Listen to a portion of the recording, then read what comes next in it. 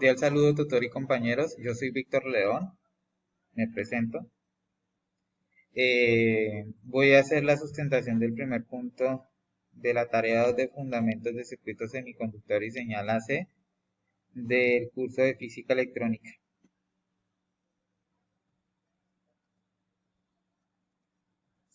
Entonces tenemos el primer concepto, que es señal de corriente alterna. Las señales de corriente alterna varían a través del tiempo, pero en determinado tiempo la señal vuelve a repetirse. A ese tiempo se le llama periodo, se indica con una T y sus unidades de medida son los segundos.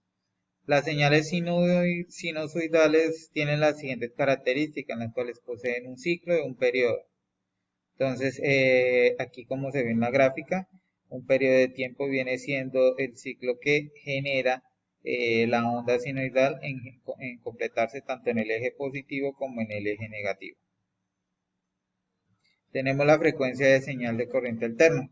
Entonces, la frecuencia es el número de ciclos que se producen en una unidad de tiempo. Esta frecuencia se mide en hertz. La frecuencia es la inversa del periodo en tiempo. Entonces aquí tenemos, por ejemplo, en esta gráfica, que en esta frecuencia de 3 Hz ha pasado 3 ciclos como tal de la onda sinusoidal. Tenemos la fase amplitud. Es el ángulo con respecto a un punto de referencia, expresa también en tiempos de función en la frecuencia angular. Entonces, la fase relaciona un ciclo completo, periodo a una referencia de 360 grados. Entonces, dependiendo del ángulo donde se encuentre, pues se determina el nivel de la fase o amplitud de la onda.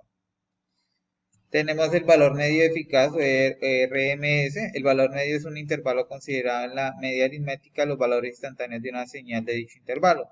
El valor medio de un ciclo completo para cualquier magnitud sinusoidal es 0, puesto que los valores correspondientes en el semiciclo positivo y del negativo son iguales, pero de signo opuesto. Entonces aquí tenemos un semiciclo positivo y este sería el semiciclo negativo. El valor eficaz es el valor que tendría una corriente continua que produjera la misma potencia que dicha corriente alterna al aplicar ambas primero una, luego la otra. Entonces aquí tendríamos, esta es la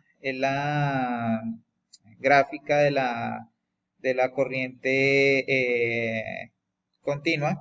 Entonces ese sería el valor RMS o eficaz.